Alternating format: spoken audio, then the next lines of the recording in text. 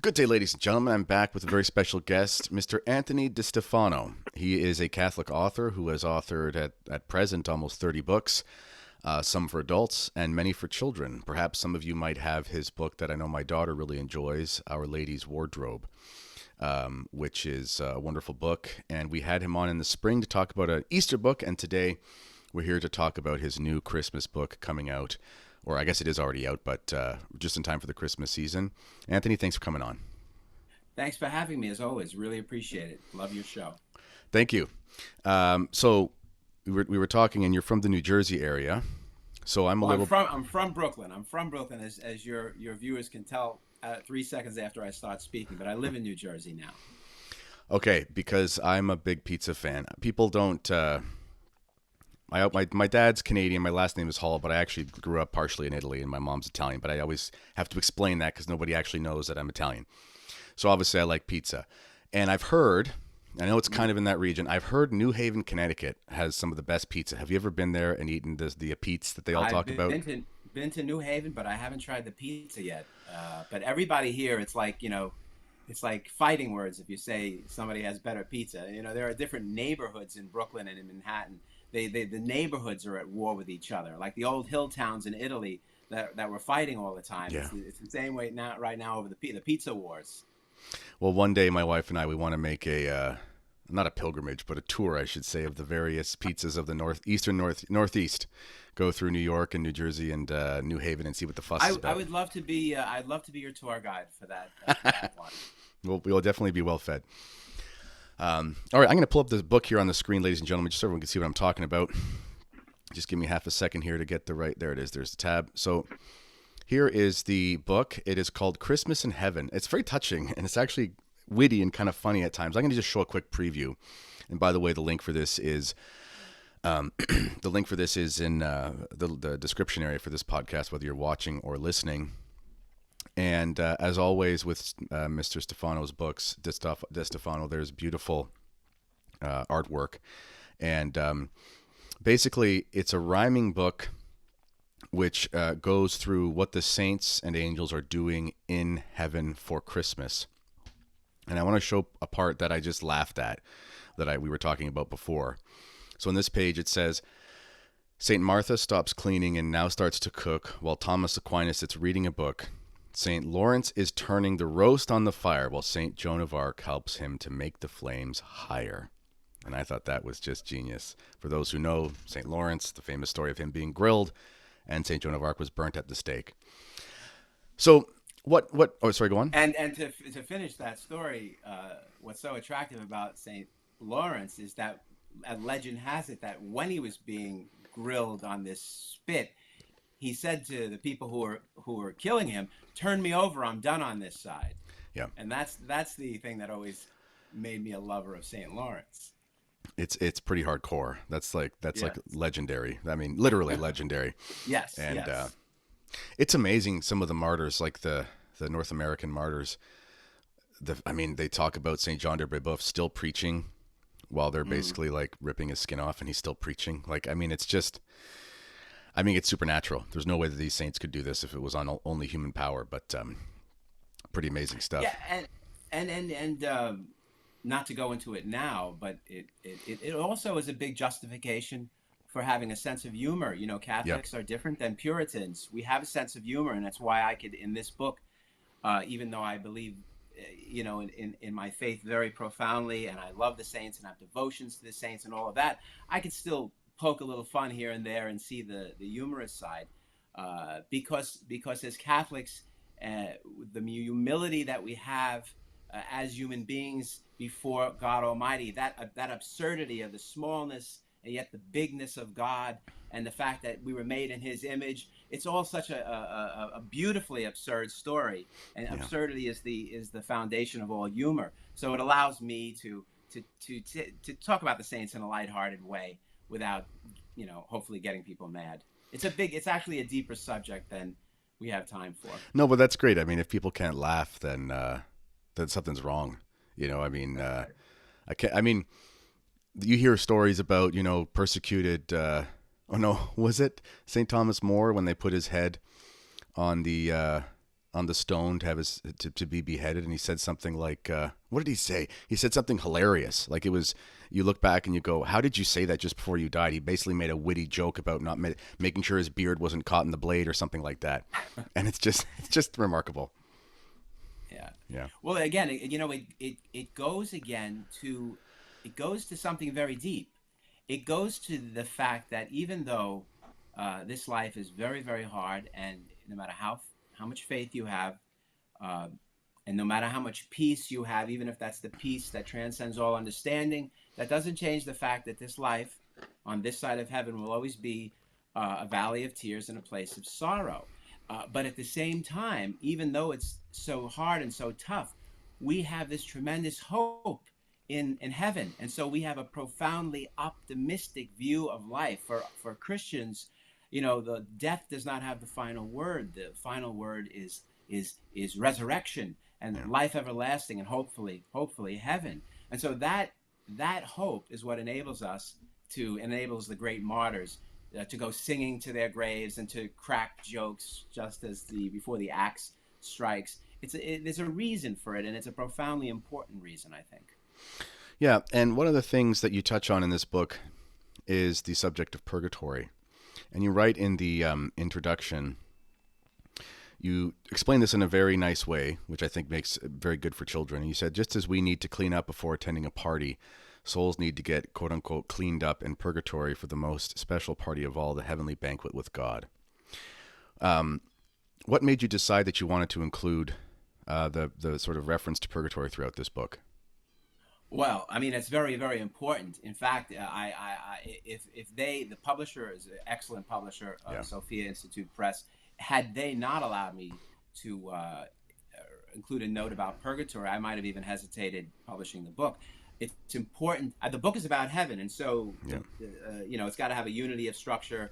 And artistically, I can't go off into diversions about purgatory during the writing of the book, Yeah. because as a work of, like Thomas Aquinas says, it's a work of art is a work of art to the extent that it's well made. And so I couldn't go off in diversions about purgatory. It's about heaven. But outside of the book, this note to readers is very, very important, because I don't want anyone reading this book to think that because I'm just writing a book about heaven, that I don't believe in purgatory. Purgatory is a doctrine of the Catholic Church. It's been a doctrine since the beginning. It's based on the fact that, as Revelation 21 says, nothing unclean can enter heaven. And we've all been to Catholic funerals where they, well-meaning people go up and, eulogize and canonize the people who have died. And while we want to be charitable, and we understand that at those sensitive moments what they're doing, we never want to forget that we're really doing those people who have died a big disservice, because they may need our prayers. Mm-hmm. They may need our prayers. They probably do need our prayers. And so I wanted to make sure that even though this book wasn't about purgatory, it was about heaven, that I at least mention it at the beginning. Tell parents it's important to talk to your children about purgatory, and then give them a relatively easy to understand way to explain it. As you just said, the analogy of getting washed up. Yeah, kids understand getting washed up. They have to get it washed up in the morning. If they have to go to a party, if they have to meet someone important, presumably they're going to change out of their play clothes, or they're going to, wash behind the ears and things like that. They understand that concept. So if we understand that heaven is the biggest banquet of all, and we're going to meet the most important person, Jesus Christ, then they'll understand the idea that we have to get cleaned up before we go there.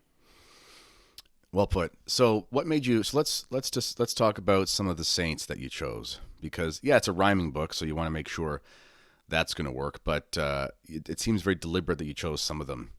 Maybe you can tell us why you chose some of these saints and what your favorites are. Sure.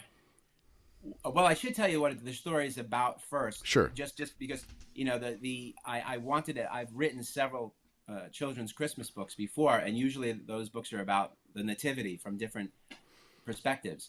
But I wanted to do something different this time, so I chose to highlight the fact that Christmas is Jesus' birthday, and that's something that all children understand. They all understand what a birthday party is. And so, what's going on in heaven for Jesus' birthday. And I have in this book a little boy who has lost his grandmother.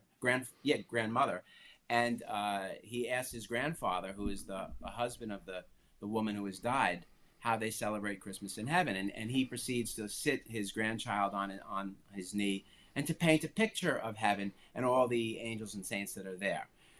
So I thought that was an interesting and a different way to teach children the true meaning of Christmas, which is always so important to do, obviously, in this time when Christmas has been so over secularized beyond recognition. So anyway, I thought that in writing the story this way, it could also serve as a kind of introduction to the saints.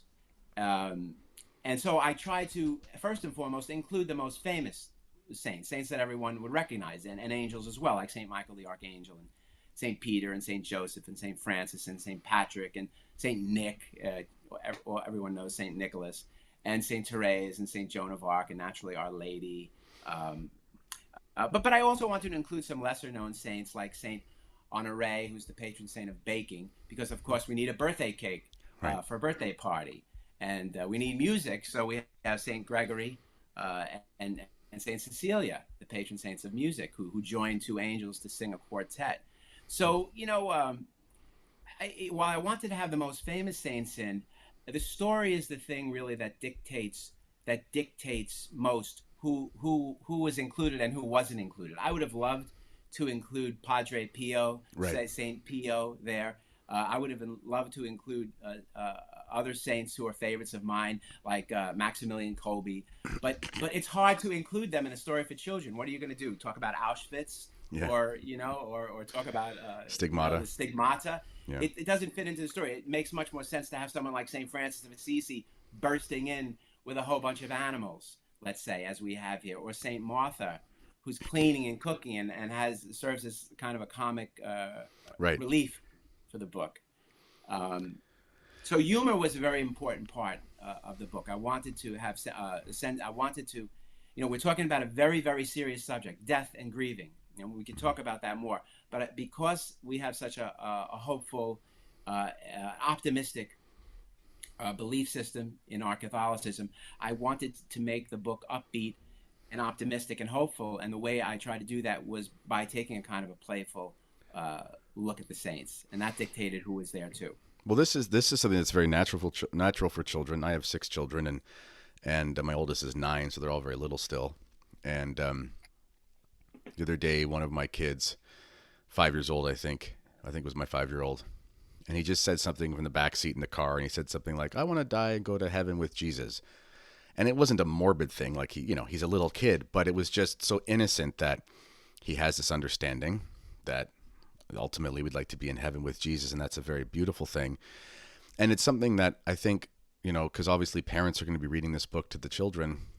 Sometimes, we have sufferings and mortgages and stupid governments and whatever we're dealing with, and stuff, sicknesses, whatever, and parents can sort of lose that childlike innocence about the beauty of the Catholic faith and the basic, very pure happiness that it offers us. So I think this book will actually be helpful to parents reading it to their children.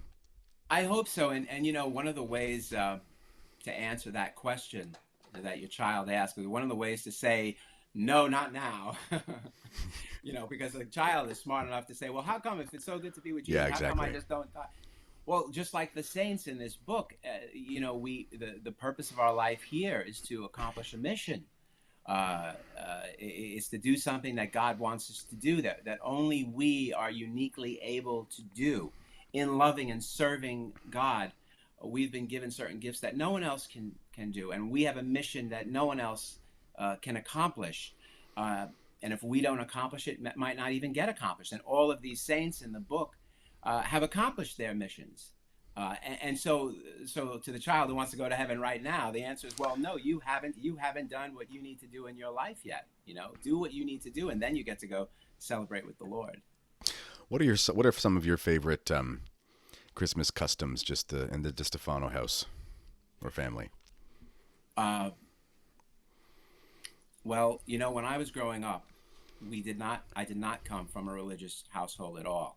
Me neither. Which is very funny, considering that my youngest brother became a Catholic priest in the Archdiocese of New York, and I've written close to 30 It's one of those things. I went to public schools. We hardly went to church, but one person in my family, my sister, my youngest sister, she was the one. There's one in every family, and she was the one who was listening to Catholic radio and Mother Angelica and people like that at the time. And all you need is one. And what happens is, then another person gets brought along, and then another person gets brought along, and before you know it, the whole family is practicing again. And my father, who had been an altar boy when he was a kid, but left the church because of different tragedies in his life, his mother dying when he was 17, not having a father, he came back to the church eventually, which is, so it's a nice story, but the bottom line is that when I was growing up, we didn't have a lot of very nice religious traditions at all. We went to mass that one time of year, maybe, or that and Easter. Christmas and Easter. And mainly, what? Christmas and Easter. Creaster. That's exactly. That's the way we were.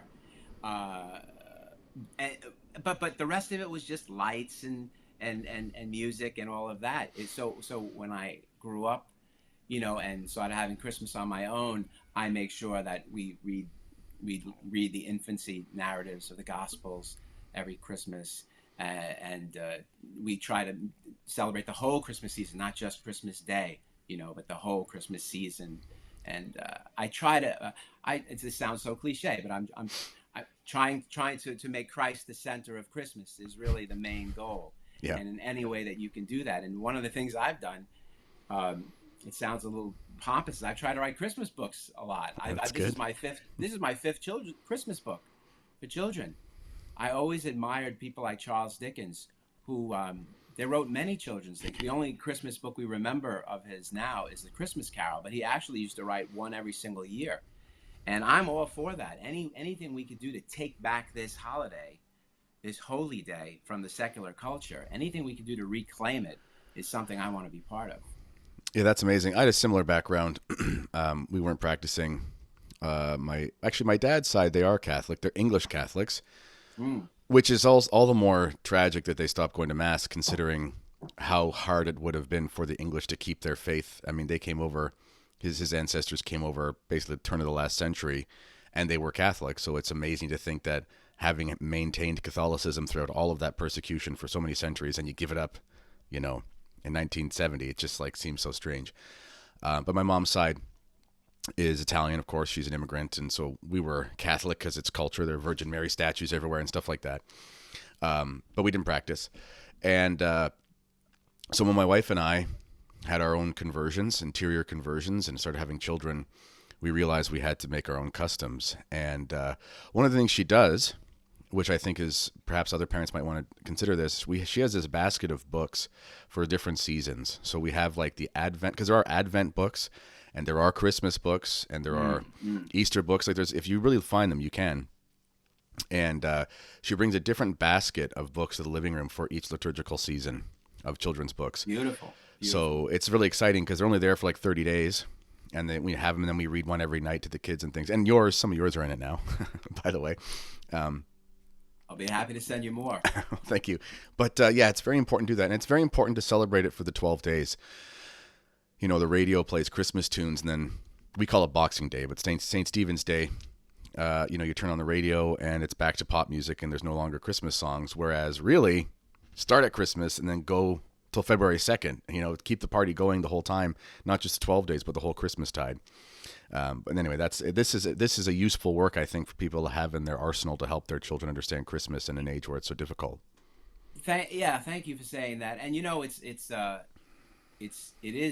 we all have to realize as Christians that we are in the midst of a raging culture war here. Mm-hmm. And even at Christmas time, we can't forget that. And the other side, there has been a systematic attempt by the culture to take our most sacred holidays and transform them into pagan rituals that don't have anything to do with the Christian teaching or Christian morality. It's not just Christmas; it's Easter too. Obviously, with the Easter Bunny, that's why I wrote a story called the story of the first Easter Bunny last year. And yep. Halloween too was a Christian day, All Hallows Eve. It's the night before All Saints Day and 2 days before All Souls Day. and yet the culture has turned it into a celebration of monsters and goblins. So it's very, very, very important. The other side won't hesitate to jump over the heads of parents to propagandize our children. They're blatantly doing it, and so we really have to proactive is an understatement. We really have to fight hard because they know that the children are the front lines of this battle. Yeah, that's exactly correct. Especially Halloween. You mentioned Halloween, like along with Christmas. It's interesting, all of these secular Christmas movies that have been made over the years, and it's this universal understanding that there's a possibility of a type of loneliness or depression that grips people at Christmas. They'll always say, make sure that you check in on your loved ones in the holidays and things like that. And I understand why people have that when they don't practice the faith, because there is a warmth and there's this. It's just like the Christmas Carol story, but there is this warmth and this burning fire of charity that is waiting for you at Mass and in celebrating the birth of our Lord. And when you take that out of your Christmas celebration, it seems like there's nothing in the engine and there's something hollow. And people need to, and this is a chance for, in my opinion, it's a chance for evangelization for, hey, you shouldn't be depressed on Christmas. There's a reason why you're depressed on Christmas. There's a solution, This is everything you're saying is true. As a writer, I try to understand. As a person, you have to make judgments. As a Catholic, you have to make judgments. As a writer, you try to understand things. And I do understand how Christmas, while it's a wonderful, beautiful, magical time of year, can also be a very sad time of year for many people who have lost loved ones. As you get older and more of the people you love pass on to the other side, and you have more and more memories of empty chairs, of tables that don't have people at it anymore, that used to be it could cause you to have tears. So the important thing to understand though about our faith is our faith isn't really a silver bullet solution to that. I tell my atheist friends, Christians, we suffer, we grieve, as much as atheists do. The difference is we suffer and we grieve with hope. That's right. We have hope, and that's the big thing. We have hope that we're going to see these people again. They have no hope. They're hopeless. Of course, Christmas is a horrible time of year. One of the things I'm trying to do with this book and with my other Christmas books is if you could instill that little seed of hope in children early, where they have this rock solid belief in heaven and in the resurrection, then no matter what happens to them in life, no matter what sorrows they go through, no matter how many people they lose, they're always going to have that hope. Mm-hmm. They're always going to be able to get, and then they're going to be able to have that peace that transcends all understanding. And then the warmth will always be the warmth that you're talking about. But you've got to start with the hope. You've got to start with the belief in the resurrection. That's where it's, and that's what I'm trying to do in this book. If you make an impression on children early, especially with a beautiful book with rhymes that they remember, it's powerful. It could get, people think that in life that you get through this tough life by going from pleasure to pleasure. I used to think that myself. You move from pleasure to pleasure, but it's not. You don't go from pleasure to pleasure. You go from hope to hope. That's what gets you through the tough things in life. So if you have this overall abiding hope in the goodness of God, in the goodness of life, and in resurrection, you're gonna be able to find Christmas beautiful at any time of life. That's Sorry perfect. For being so long-winded. No, that's okay. I'm going to make a clip of that part, put the start of the episode for the teaser because everyone's going to like it. But 2 years ago, Christmas 2022, I don't want to talk about the dark times of the COVID regime, but being in Canada was hard. So this was the first normal Christmas in a while, and things were finally open and whatever. And we were so excited. And then I live near Lake Huron. We had a huge snowstorm. It was like 4 feet of snow in 48 hours, white out. I live near cornfields and stuff. Couldn't drive anywhere. Christmas Eve. So we realized there was no way we were going to get to Mass. We knew we were going to be able to drive for 2 or 3 days. So we woke the kids up at midnight. We have a fireplace and in like a mantle over top with some statues and would have kind of made it into like an altar, candles. And woke them up, read the infancy narrative, prayed some of the rosary, sang a couple hymns, put them to bed, and we were snowed in. And the funny thing is our power went out. Our heat went out. So we woke up Christmas morning. It was inside. It was like 55 degrees, and but because honestly, if we weren't faithful, that would have been a disaster. Like if that was, all of our plans are ruined, blah, blah, blah. We just thought we weren't upset at all. It was just like, okay, Jesus is still born. We've celebrated. We can't get to mass. What are you going to do? And we're just going to have a happy day. And we basically had the heating guy came, and we called the emergency guy or whatever, he came and fixed it for us. But we just basically had Christmas in our pajamas in our home and just couldn't leave, and it was snowed in. And you did what you could with what you had where you were, which is a way to live life. Theodore Roosevelt, I think, said that. But also God rewarded you. It sounds like he rewarded you because you did something very Christ-like there too. And it's really the center of our faith. God pulls good out of bad. Mm-hmm. He pulls good out of everything kind of bad situation. He pulls somehow, some way, God is able to pull good out of it. And we know this is true because of what happened with the crucifixion. Now, what's the worst evil that ever happened in the history of mankind? Yeah. Worst evil is not homicide. Worst evil is not even genocide. The worst evil was deicide. Yeah. The murder of God by his own creatures. No evil could approach that evil of the crucifixion. That's the worst thing that could ever happen. What happened 3 days later? The resurrection. Now, the resurrection isn't just a good thing. It's not just the resurrection of one man. It represents the opening of the gates of heaven. Now we all could go to heaven. So that's the best thing. Not just one good thing. It's the best. So God was able to take from the worst thing that have happened and pull the best thing out of it. So if he could do that, then he could certainly pull other good things out of the frustrating, irritating, and tragic things that happen in our lives. So I firmly believe that when you do something like that, despite the bad things that are happening around you, I think that you are going to be rewarded pretty quickly in some way by God, just as like a pat on the back. That's the way to do it. Very good. Well, amen to that. Ladies and gentlemen, you can find his book. I'll pull it on the screen here again. It's Christmas in Heaven by Anthony DiStefano, illustrated by Bernadette Carstensen, and it's available from Sophia Press, and there's a link underneath that you can use to click on to get this book. It's on sale right now, actually. And wonderful book. I recommend it to everybody. I can't wait to read it to my kids during this Christmas season. And anything else you'd like to say before we sign off, where we can find your other work, things like that?